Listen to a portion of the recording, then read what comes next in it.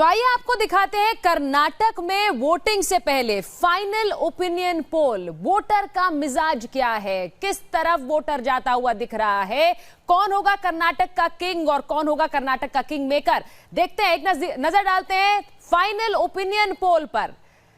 कर्नाटक में 223 सीटों में बीजेपी के खाते में जाती दिख रही हैं 85 सीटें। बीजेपी के पास 85 सीटें, कांग्रेस के खाते में जाती दिख रही हैं 96 सीटें और जेडीएस प्लस यानी जेडीएस बीएसपी और सहयोगी 38 सीटें उनके खेमे में जाती दिख रही हैं। अन्य के पास 4 सीटें। तो 223 सीटों की विधानसभा में किसी के पास बहुमत नहीं है।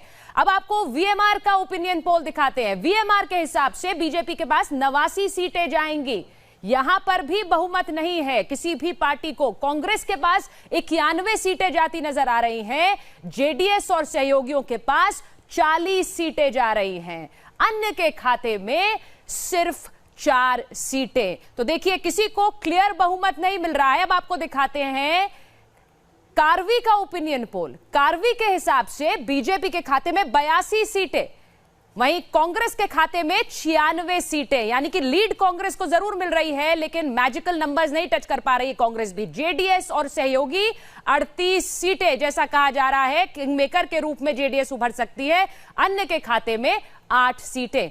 अब आपको दिखाते हैं सीएसडीएस का ओपिनियन पोल। सीएसडीएस के हिसाब से बीजेपी के खाते में जा रही हैं 84 सीटें, कांग्रेस को मिल रही हैं 97 सीटें। ये आपको बता दें वोटिंग से पहले फाइनल ओपिनियन पोल है। जेडीएस और सहयोगियों के पास जा रही हैं 37 सीटें और अन्य के खाते में सिर्फ 4 सीटें।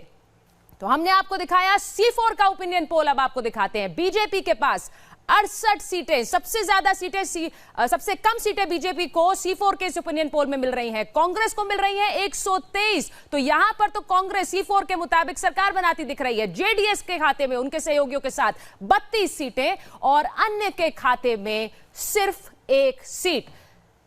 सुवर्णा का ओपिनियन पोल आपको दिखाते हैं। सुवर्णा के हिसाब से बीजेपी के खाते में जा रही हैं 102। यहां पर बीजेपी 100 का नंबर पार करती नजर आ रही। कांग्रेस के पास 72 सीटें जा रही हैं। जेडीएस और सहयोगी 44 सीटों पर रह जाएंगे और अन्य के खातों में सिर्फ 4 सीटें आएंगी। तो लगभग एक सी तस्वीर है इन ओपिनियन पोल्स में, सिर्फ एक को छोड़कर जिसमें कांग्रेस की सरकार बनती नजर आती है। आपको